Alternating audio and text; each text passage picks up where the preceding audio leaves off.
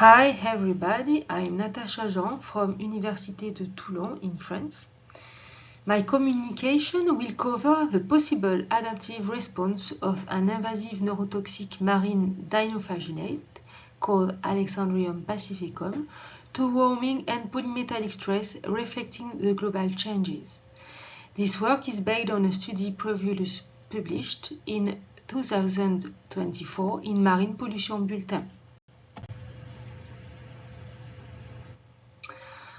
Context of the study are the harmful algal blooms called HEBs, which have been reported increasingly frequent, intense, and widespread in marine ecosystems worldwide. These HEBs mainly involve dinoflagellate species, resulting in red tides due to their peridian photosynthetic pigments. They produce diverse toxins that may accumulated at every level of the marine food web. Among them, Alexandrium genus cause huge-scale HEBs with high toxin diversity. Most of the Alexandrium species induce the paralytic shellfish poisoning due to the phycotoxin they produce, called paralytic shellfish toxin or PSTs. Indeed, PSTs are responsible for severe neurological damages in humans who consumed contaminated seafood, and also have deleterious effects on marine fishes, crustaceans, mammals, or birds. Context of the study is also the climate change, in which Mediterranean is a hotspot of interest for studying the impact of global warming on marine ecosystems. Indeed, according to diverse modeling scenarios, Mediterranean warming could reach up to 2 degrees by 2100 and in the worst case 6.5 degrees. In addition, this rise in temperature could be more important in the shallow water column non-confined ecosystems, as Mediterranean lagoons and bays, in which HEBs generally occur. What a scientific question! The HEB species Alexandrium pacificum is observed in contrasted marine ecosystems in which it maintains under varied environmental conditions. Present in Mediterranean warm anthropized coastal ecosystems, A. pacificum could be resilient to the global changes as those represented by climate warming and transmittal pollution. Proteomics is a tool for understanding the responses of organisms exposed to environmental stress, thanks to the stress protein identified in these conditions. These proteins are generally enzymes involved in regulation of many metabolic pathways, allowing an adaptive response to face the stress. As a result, the present study aims at characterizing its proteomic and physiological shifts under such conditions by using a Mediterranean strain of A. pacificum exposed to increased temperatures with or without polymetallic stress to know if it could display an adaptive response faced to global changes. For this, we have cultured an A. pacificum strain coming from the Santa Giusta Lagoon in Sardinia, Italy, in F12 culture medium under controlled light intensity and photoperiod at the laboratory. During 15 days, meaning up to the end of the exponential phase of the growth, such cultures were exposed successively at 24 degrees, 27 degrees or 30 degrees in the presence or not of a polymetallic cocktail containing copper, zinc, lead, and cadmium. In this condition, we have studied growth kinetics on A. pacificum biological replicates observed every 5 days for the 30 days of the growth. In contrast, morphometry, PST, and proteomics were achieved on other biological replicates, only used on day 15. Growth of cells was evaluated by counting 5 times all the cells presenting 30 microliter subsample of a culture alicot under an optical microscope for obtaining cell density in number of cells per liter of culture. These were performed on 3 independent biological replicates. Morphometry of cells was evaluated by measuring the size of 50 cells randomly chosen in diameter in 4 independent biological replicates under an inverted microscope for obtaining this in micrometers. Briefly, PSTs were analyzed on aliquots coming from 3 independent biological replicates.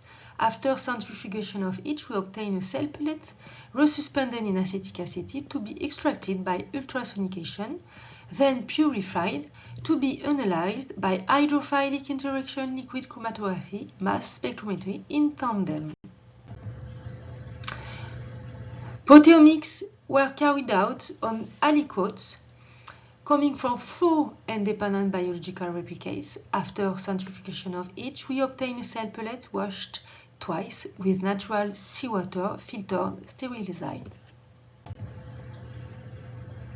This pellet was resuspended in trace solution to be extracted by sonication. Precipitation of total proteins contained in the lysate was achieved by adding 5 volumes of cold acetate ammonium in methanol incubated overnight at minus 20 degrees. The protein pellet obtained was then washed with acetone before being dried.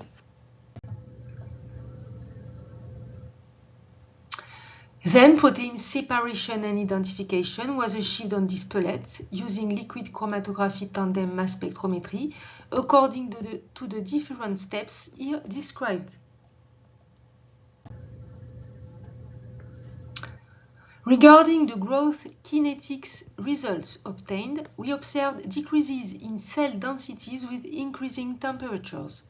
This showed that warming had an adverse impact on the growth, although the dinoflagellate persisted at 30 degrees, suggesting that it could continue to develop despite the global warming. This could be helped by proteins involved in cell growth, here found upregulated in the total proteome. Under polymetallic stress, as observed without metal, the cell densities also decreased with increasing temperatures. In addition, the polymetallic stress also decreased the cell densities. However, at 30 degrees, the polymetallic stress surprisingly increased the cell densities compared with the no-metal stress condition. This suggests that metals could counteract the harmful effect of high temperature, maybe thanks to upregulation of proteins involved in oxidative stress response. Since we have found these proteins in the proteome, this could confirm that this toxic dinoflagellate might continue to develop in anthropized ecosystems submitted to global warming.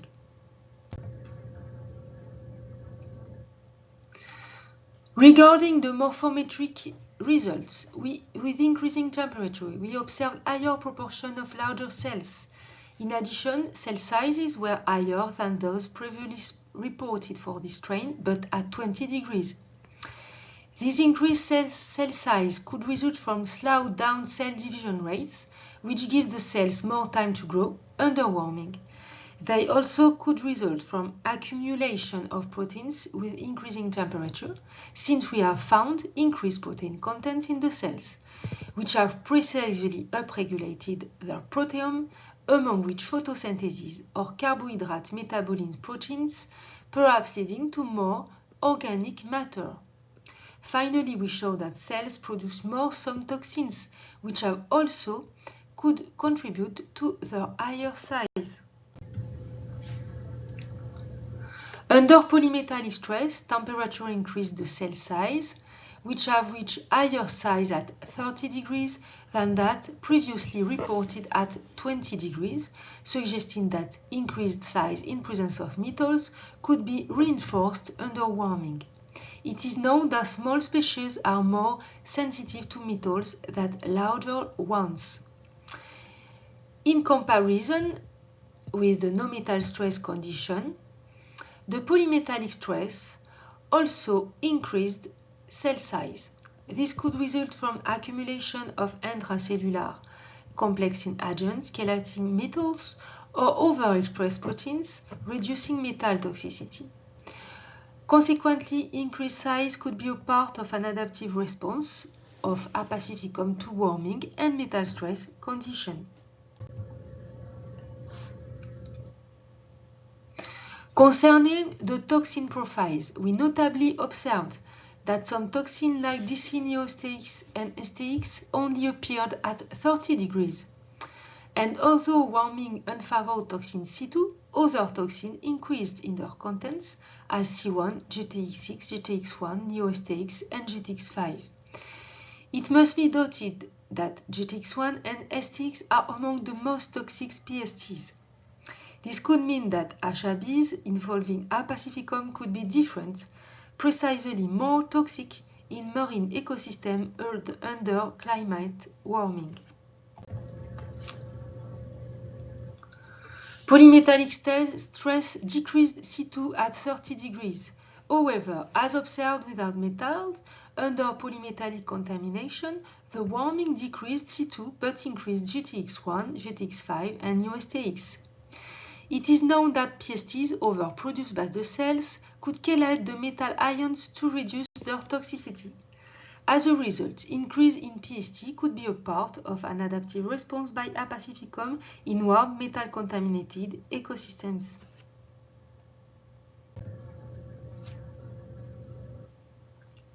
We have also measured the total protein contents inside cells and found that they increased with increasing temperatures. It is generally accepted that increasing temperature stimulates the protein synthesis as that of choke protein, HSPs. This is consistent with many HSPs that we have found upregulated in the total proteome of A. pacificum in response to the warming. Under metal contamination, warming also increased the total protein contents. In contrast, the polymetallic stress had no effect on the total protein contents in comparison with the no-metal stress condition. This seems to be consistent with the low proteomic modification observed either under polymetallic stress, whatever the temperature, or under polymetallic stress combined to warming.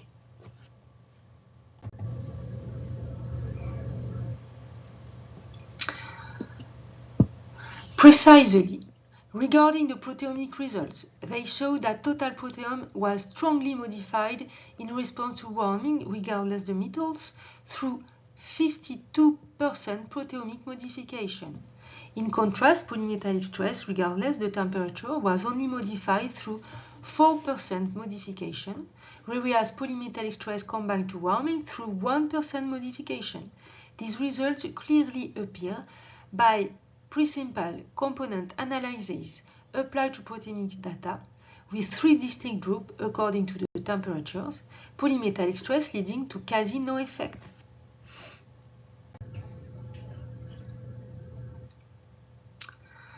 The strong 52% modification observed in the proteome under warming were principally due to up-regulated proteins. The proteome modified at 4% in response to the polymetallic stress regardless the temperature was also mainly composed of up-regulated protein. By comparison, the proteome only modified at 1% in response to polymetallic stress combined to warming was exclusively made of down-regulated proteins.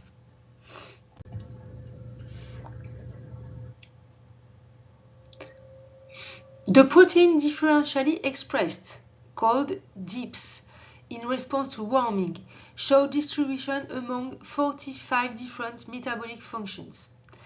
However, these proteins were involved above all in two main functions that were photosynthesis and carbohydrate metabolism. The third function was the lipid metabolism. In each metabolic function, proteins above all were upregulated, as shown for photosynthesis and carbohydrate metabolism. Some of them were upregulated exclusively. Few other functions principally involve downregulated proteins, like lipid metabolism, then redox reaction, photorespiration. Some of them were downregulated exclusively. also.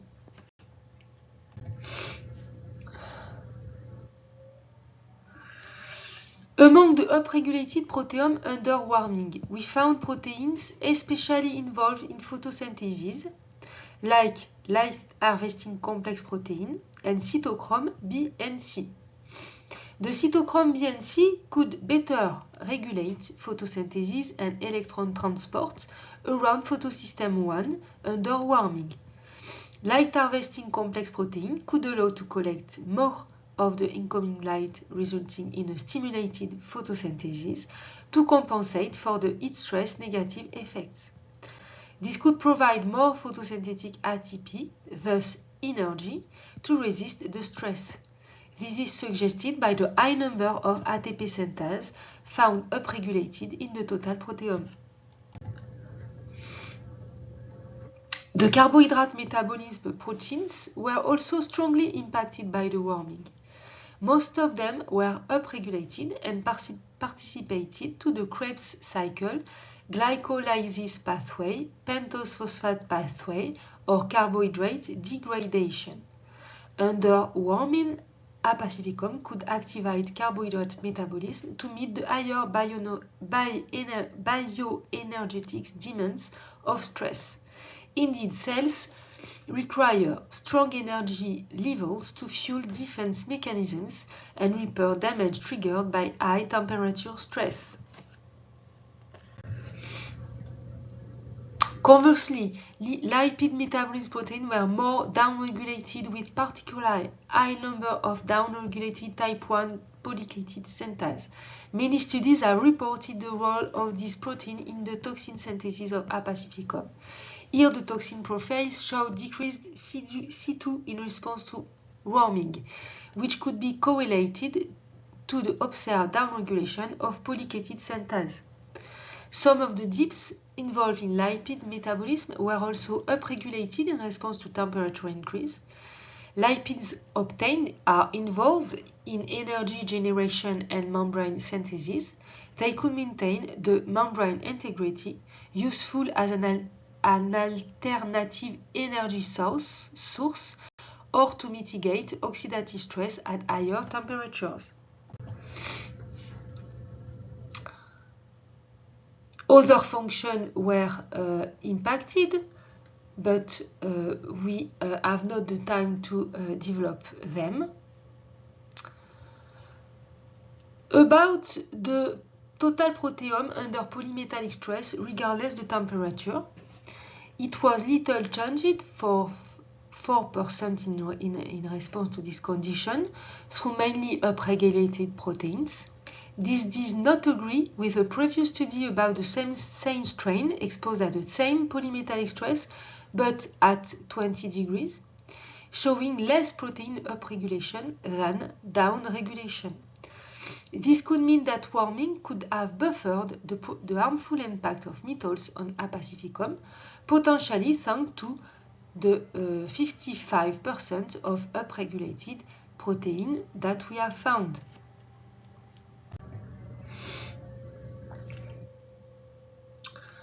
In this condition, proteins like alcohol dehydrogenase was upregulated. This protein could allow to retain more metal in the cell wall, which could lead to lower metals in cytoplasm. Proteasome and ubiquitin conjugating enzyme have been found upregulated also under metal stress. Generally, this proteasome pathway maintain protein homeostasis and cellular activity by eliminating the proteins damaged by oxidative stress due to reactive oxygen species generated by metals. We have also found type 1 polypeptide synthase upregulated in response to metal stress. This enzyme could play an important role in defense against oxidative stress generated by metals. Finally, polymetallic stress combined to warming had very few effects on the total proteomes compared to those induced by warming or by metals regarded separately. However, previous study carried out under the same stress but at 20 degrees reported 27% protein modification. Consequently, under warming, processes of metal detoxification could be raised, buffering the harmful impact of metals, perhaps explaining the very low modification of proteome under the combined stress.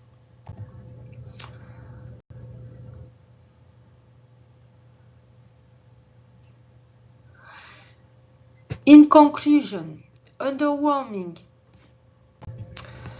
Alexandrium pacificum can reprogram its proteome and some physiological traits, including modified toxin profiles, with increased contents of the most toxic, increased total protein contents and cell size, meaning reserves of helpful metabolites, strongly upregulated its proteome, mainly involved in photosynthesis, carbohydrate metabolism, translation, and lipid metabolism pathways.